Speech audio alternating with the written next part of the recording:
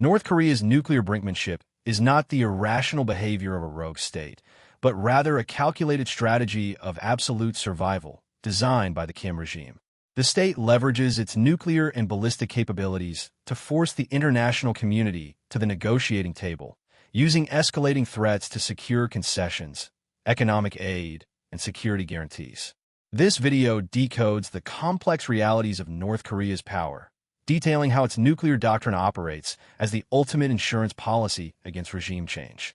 We will examine the mechanics of this brinkmanship, the historical context of the Korean Peninsula, and the delicate balance of power that keeps the world on edge. The foundation of survival, a historical context to understand North Korea's approach to global power and its extreme measures for survival. One must examine the geopolitical reality of the Korean Peninsula. Following the devastation of the Korean War in the early 1950s, the Democratic People's Republic of Korea, DPRK, found itself isolated in a hostile environment, wedged between major global powers. The division of the peninsula created a perpetual sense of vulnerability for the Kim regime. This vulnerability was heavily compounded by the fall of the Soviet Union and the end of the Cold War. The DPRK lost its primary economic and military patron, leaving it severely outmatched by the economic might and conventional military capabilities of the United States and South Korea. Without the protective umbrella of a superpower, the leadership in Pyongyang faced a critical crossroad. The survival of the hereditary dictatorship required a drastic strategic pivot to maintain its independence and stave off the external forces of democratization and regime change. Recognizing that it could not compete economically or conventionally, North Korea shifted its focus toward asymmetric warfare. The regime calculated that the possession of weapons of mass destruction would act as the ultimate deterrent against any potential foreign invasion. This strategic choice was not made overnight. It was a deliberate, decades-long pursuit of nuclear capabilities intended to level the geopolitical playing field. For the Kim regime, absolute survival and the retention of power are the supreme goals. Everything else, from economic development to the welfare of the general population, is subordinated to the maintenance and expansion of the state's military and nuclear apparatus. This hyper-focus on self-preservation has shaped every aspect of North Korean domestic policy and international relations, driving the country to invest heavily in its military-first doctrine, known as Songun. By dedicating a massive, disproportionate share of its limited national resources to the military, the regime has successfully built an arsenal that makes the cost of any external military intervention prohibitively high. The mechanics of nuclear brinkmanship. North Korea's nuclear brinkmanship is a highly refined modus operandi that analysts have observed for over 25 years. It is a cyclical process characterized by manufactured crises, deliberate provocations, and subsequent demands for negotiation. This predictable yet highly effective pattern allows the DPRK to outmaneuver Western powers and secure vital concessions without ever intending to permanently abandon its nuclear ambitions. The cycle typically begins when North Korea requires something critical, such as food imports, petroleum, or relief from crippling international sanctions. To force the international community to address its needs, the regime initiates a period of heightened tension. This can involve conducting underground nuclear tests, test-firing intercontinental ballistic missiles, ICBMs, or issuing severe rhetorical threats to neighboring countries and the United States. These provocative actions are carefully calibrated to be alarming enough to grab global attention and disrupt regional stability, but not so extreme as to trigger a full-scale, preemptive military strike from its adversaries. During the peak of the crisis, the United States, South Korea, and their allies are faced with a perilous dilemma. They must either respond with military force, which carries the catastrophic risk of a nuclear exchange and widespread destruction, or they must engage in diplomatic talks to de-escalate the situation. In nearly every instance, the international community chooses the diplomatic route, driven by the desire to prevent conflict and preserve regional peace. When negotiations commence, North Korea adopts a position of strength, utilizing its nuclear capabilities to command international respect and leverage. The regime agrees to sit at the table and may even offer temporary concessions, such as halting its weapons testing or freezing certain nuclear facilities, in exchange for the economic aid or security guarantees it initially sought. However, these agreements are consistently exploited as tactical pauses rather than genuine commitments to denuclearization.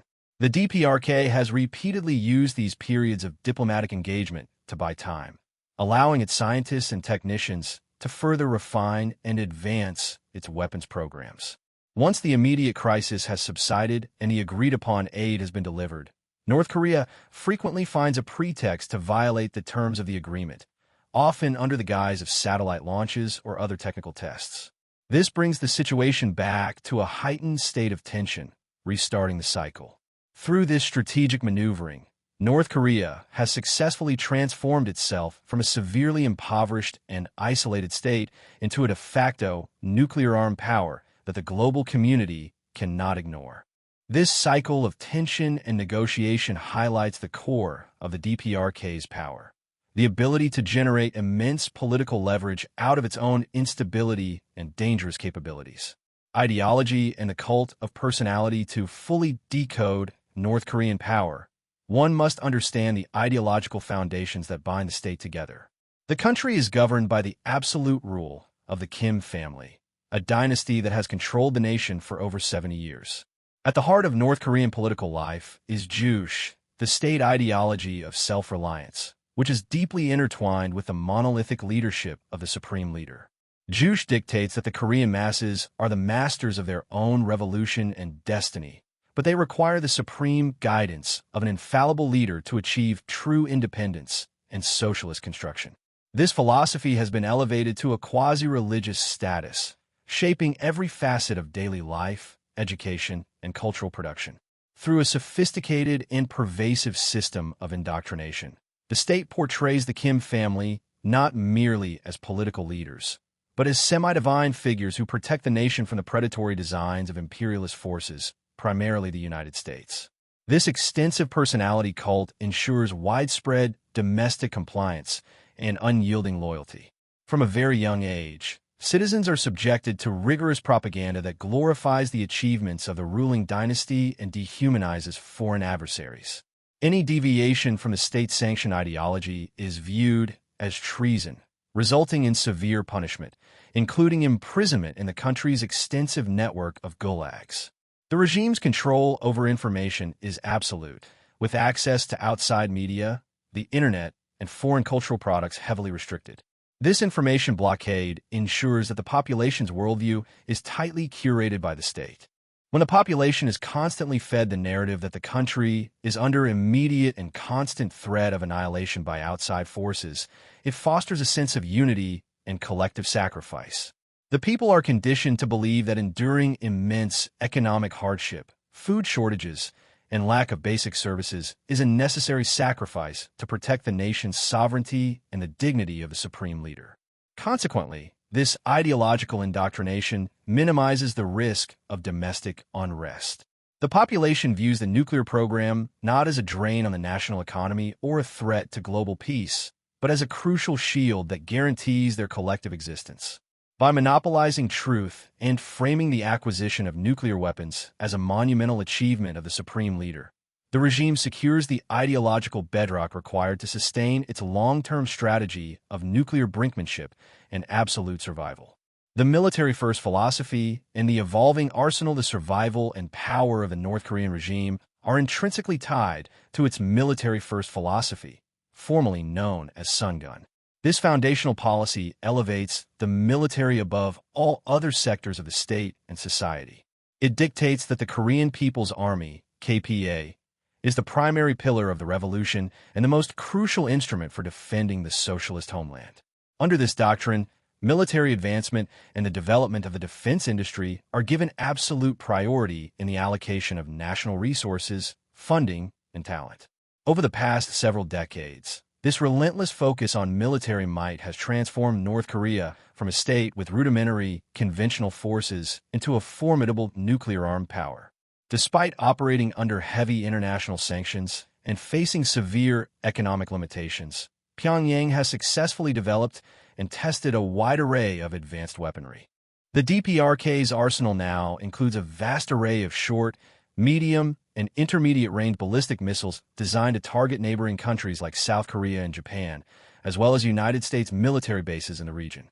Furthermore, North Korea has achieved significant milestones in its intercontinental ballistic missile (ICBM) program, developing and testing systems capable of ranging the continental United States.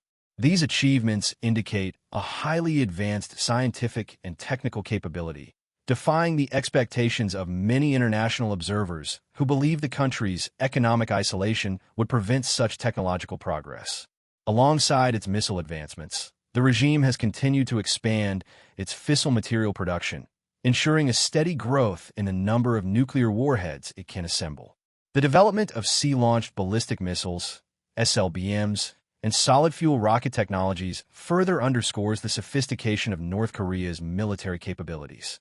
These advancements greatly enhance the survivability and readiness of the DPRK's nuclear forces. Solid-fuel missiles, for example, can be prepared for launch much more quickly than their liquid-fueled counterparts, reducing the warning time for adversaries and making them significantly harder to detect and destroy in a preemptive strike.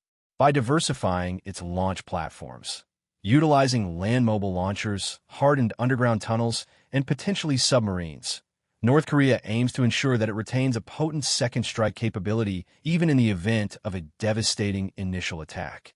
This expanding arsenal is not merely for show. It is an active war-fighting and deterrence tool.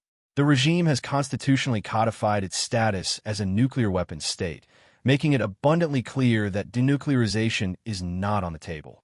By possessing a credible and diversified nuclear arsenal, North Korea forces its adversaries to treat it with a high degree of caution.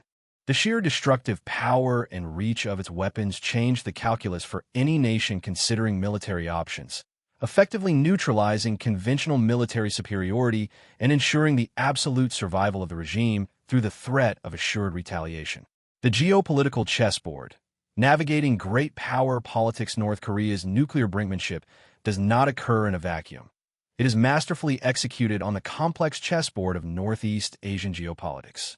The regime's foreign policy is highly sophisticated, designed to exploit the strategic rivalries between major global powers, particularly the United States, China, and Russia. By playing these powers against one another, Pyongyang has managed to carve out a vital space for its own survival and enhance its international leverage. China, as North Korea's neighbor and largest economic partner, plays a uniquely critical role. Beijing's primary strategic objective on the Korean peninsula is stability. The Chinese leadership fears that the collapse of the Kim regime could lead to a unified, democratic Korea allied with the United States right on its border, along with the potential for massive refugee crises and the loss of a geopolitical buffer zone. This overarching concern for stability often compels China to act as an economic lifeline for North Korea, softening the impact of international sanctions and ensuring that the regime does not collapse.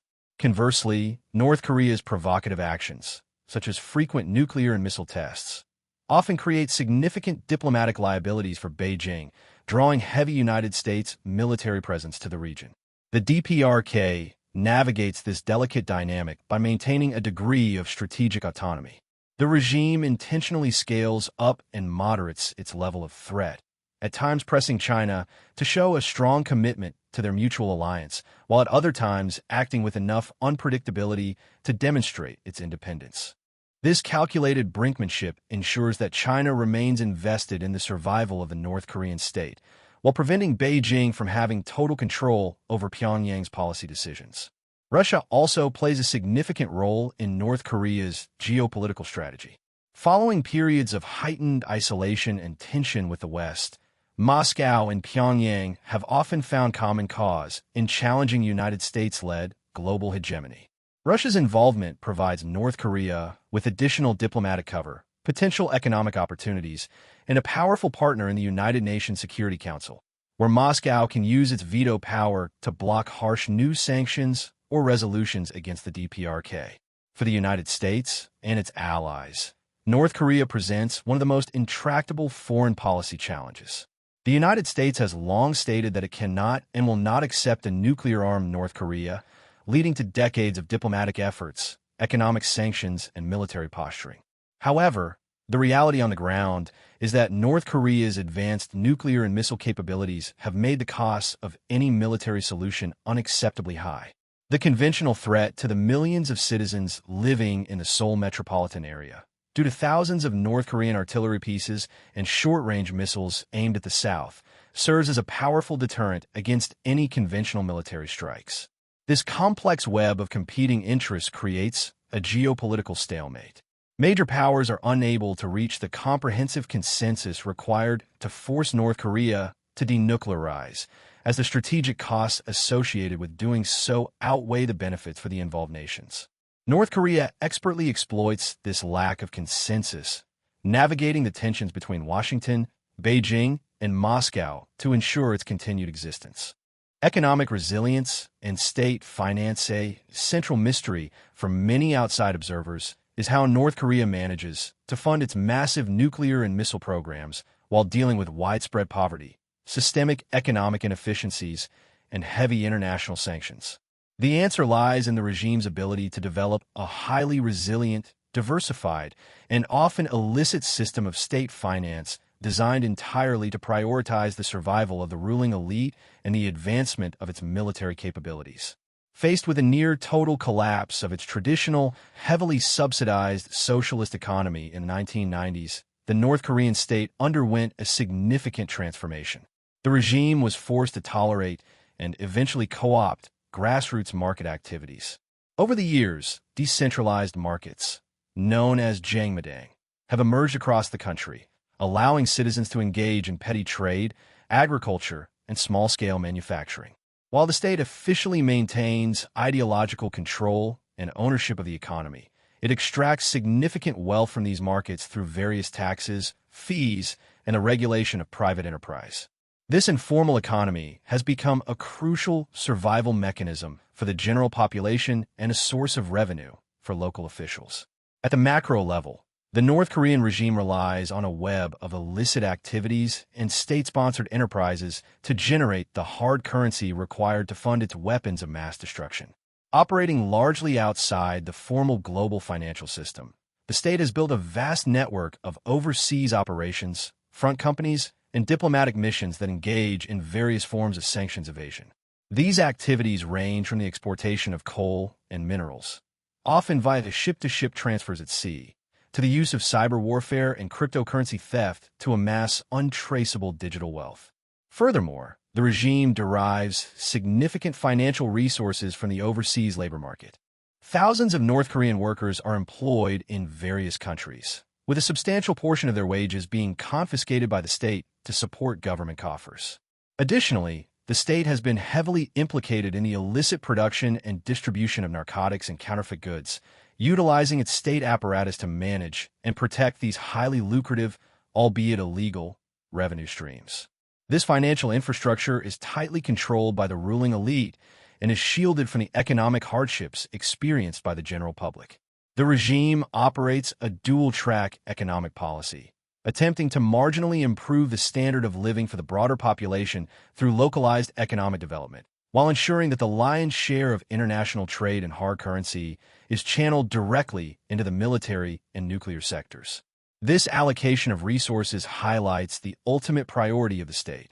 Building a robust deterrent capability is deemed more essential for the survival of the regime than broad-based economic reform or integration into the global economy. By successfully decentralizing the domestic economy to prevent widespread starvation, while simultaneously perfecting global sanctions, evasion, and illicit revenue generation, North Korea has built an economic system uniquely tailored to endure intense outside pressure. This financial resilience is a fundamental pillar of the state's nuclear brinkmanship, allowing the regime to bear the cost of isolation and continue advancing its military power without yielding to international demands. The stability and stability paradox and the risk of escalation, the strategic reality of North Korea's nuclear power, is frequently analyzed through the lens of the stability and stability paradox.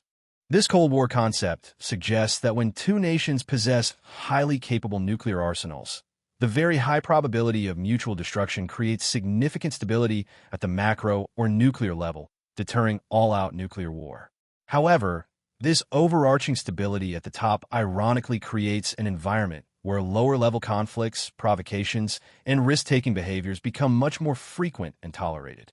Because North Korea believes its nuclear deterrent will prevent the United States or South Korea from launching a devastating full-scale invasion, it feels emboldened to engage in localized provocations. The regime has a long history of utilizing conventional military actions, cyber attacks, and intense rhetorical threats under the protective cover of its nuclear weapons. These lower-level provocations are carefully calculated to push the boundaries of acceptable behavior without triggering a catastrophic, regime-ending response. However, this dynamic introduces a perilous risk of miscalculation and rapid escalation. In the high-pressure environment of the Korean Peninsula, a minor tactical incident, such as a localized artillery exchange, a naval skirmish, or an accidental collision in disputed waters, could be misinterpreted by either side.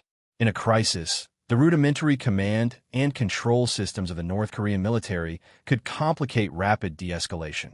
Fearing that its nuclear forces or leadership could be targeted in a decapitation strike, the regime might calculate that it has to use its nuclear weapons early in a conflict to prevent losing them altogether. This vulnerability is heavily driven by the conventional military inferiority of the North Korean state. While its nuclear arsenal grants it macro-level deterrence, its conventional forces are aging, poorly supplied, and outmatched by the combined technological and military might of the United States and South Korea.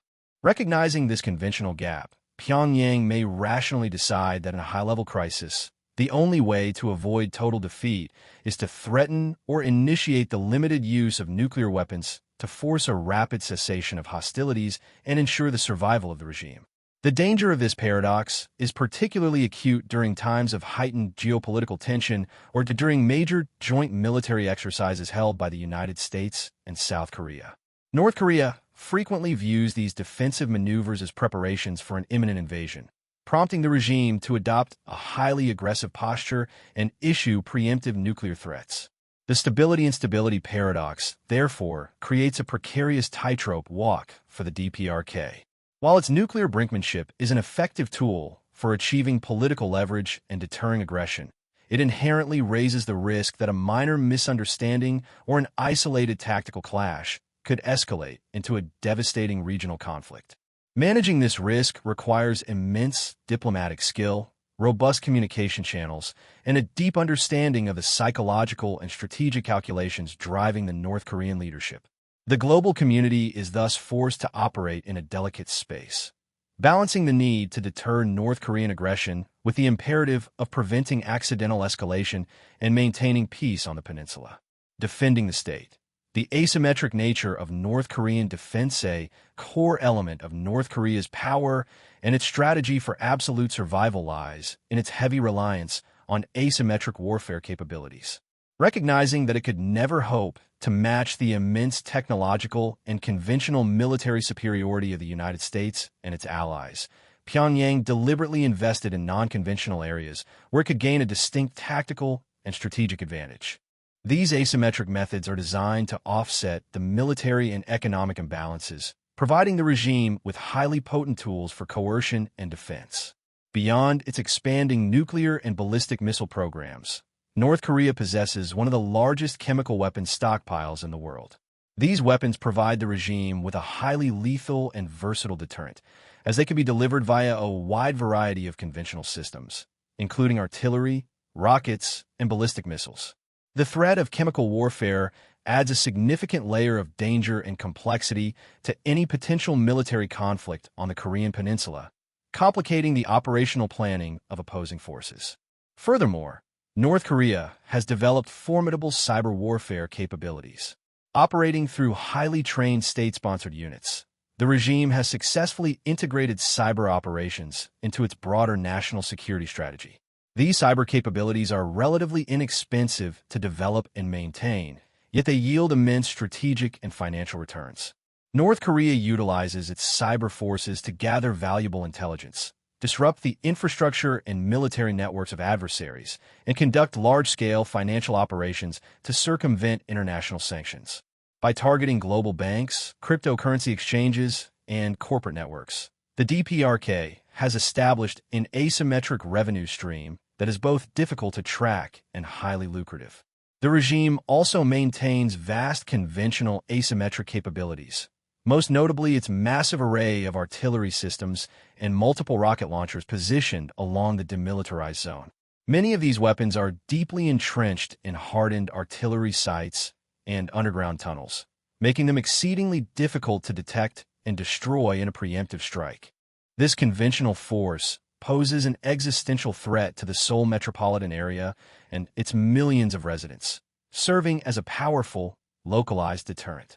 The ability to hold a major economic and population center hostage effectively deters adversaries from contemplating direct military action against the regime. Additionally, North Korea commands one of the largest special operations forces in the world. These units are trained to conduct covert operations, sabotage, and infiltration behind enemy lines in the event of conflict.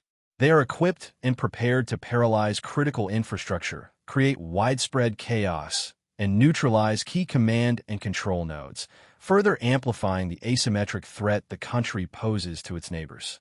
By prioritizing these asymmetric defense capabilities, North Korea has successfully created a multi-layered and highly dangerous deterrent. The regime ensures its absolute survival by making the cost of any conventional military intervention prohibitively expensive and fraught with catastrophic risk. This strategic posture alters the balance of power, forcing the international community to engage with North Korea on its own terms and rely on diplomacy and deterrence rather than military force.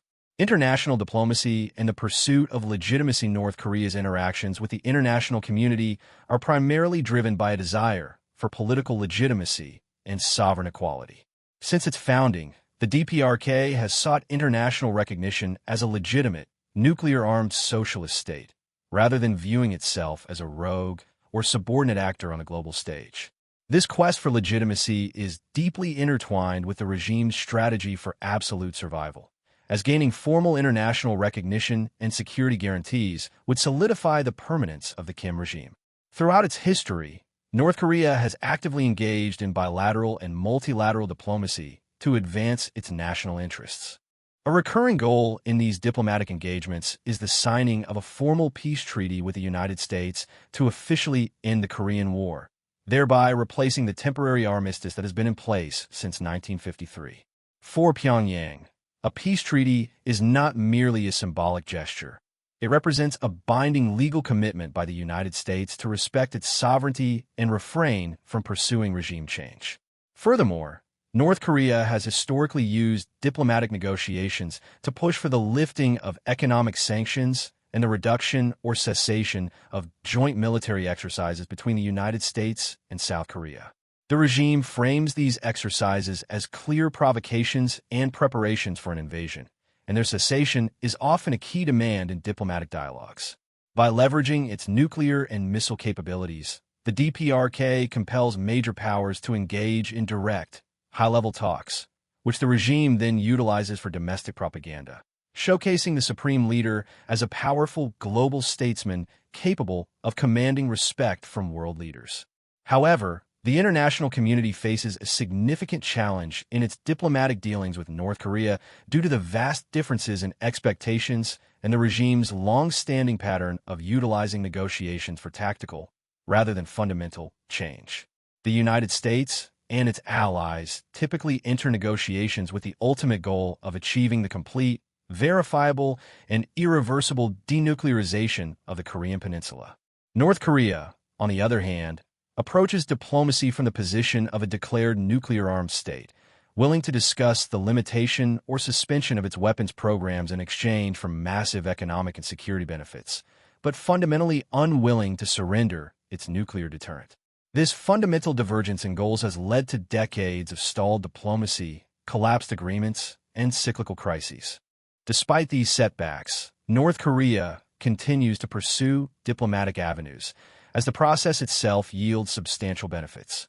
It provides the regime with opportunities to drive wedges between the United States and its allies, secure temporary relief from sanctions, and buy precious time to further advance its military capabilities. The pursuit of diplomacy is, therefore, yet another instrument of North Korean power and brinkmanship, expertly managed to ensure the absolute survival and long-term legitimacy of the state. Decoding the future. Scenarios and strategic trajectories. Decoding North Korea's power and its strategy for absolute survival ultimately requires looking toward the future and analyzing the various scenarios and strategic trajectories the nation may pursue. As the geopolitical landscape of Northeast Asia continues to evolve, the Kim regime will undoubtedly face new challenges and opportunities, requiring continuous adaptation in its domestic and foreign policies. One potential trajectory is the continued expansion and refinement of the DPRK's nuclear and conventional capabilities. The regime will likely continue to invest heavily in modernizing its nuclear warheads, improving the range and accuracy of its intercontinental ballistic missiles, and enhancing the survivability of its launch platforms. By doing so, North Korea aims to present an increasingly credible and undeniable nuclear threat to the United States mainland, complicating American extended deterrence commitments to its allies in the region. This trajectory suggests a continuation of the state's well-established nuclear brinkmanship, utilizing an ever-growing arsenal to command international attention and extract concessions. Another possible scenario involves North Korea leveraging its nuclear status to secure formal recognition and security guarantees from the international community. In this trajectory, the regime might seek to be recognized as a de facto nuclear state, similar to how the global community approaches other nations outside the formal non-proliferation treaty framework. Such a development could lead to renewed diplomatic efforts focused on arms control, reduction, and verification, rather than complete denuclearization. This would allow North Korea to achieve its long-sought goal of legitimacy and sovereignty, potentially leading to the lifting of major economic sanctions and greater integration into the regional economy, all while retaining a core nuclear deterrent. Conversely, internal economic pressures, systemic inefficiencies, and the cumulative impact of international sanctions could pose severe challenges to the regime's stability. While North Korea has shown remarkable resilience in the past, a prolonged economic crisis, coupled with potential succession issues or internal unrest, could force the leadership to implement deeper structural reforms. In this scenario, the regime might be compelled to cautiously open up its economy to foreign investment and trade, potentially drawing inspiration from other socialist models that successfully combined economic reform with strict political control. However, this path is fraught with risk for the Kim regime, as opening the door to outside information and economic influence could undermine the ideological indoctrination and total control that are vital for its survival. Finally, the dynamic of inter-Korean relations will continue to be a critical variable. The relationship between Pyongyang and Seoul has oscillated between periods of intense hostility and phases of reconciliation and joint economic cooperation. A future trajectory could involve renewed efforts at inter-Korean engagement, focusing on joint economic projects, infrastructure development, and cultural exchanges, provided that political conditions allow. Such developments could pave the way for broader nuclear negotiations and a reduction of tensions on the peninsula, although achieving a lasting and comprehensive peace settlement will remain a highly complex and difficult endeavor. Ultimately, North Korea's approach to power and survival is characterized by pragmatism, adaptability, and a single-minded focus on regime preservation. The Kim regime has proven highly capable of navigating complex geopolitical challenges, utilizing a combination of ideological indoctrination, nuclear brinkmanship, asymmetric warfare, and illicit state finance to ensure its continued existence. Decoding North Korean power requires an understanding that its nuclear arsenal is not an end in itself, but a highly calculated instrument designed to guarantee the absolute survival of the state in a hostile world. As the international community continues to grapple with this enduring challenge, understanding the strategic motivations and unique calculations of the DPRK will remain essential for maintaining peace, stability, and security in Northeast Asia and beyond.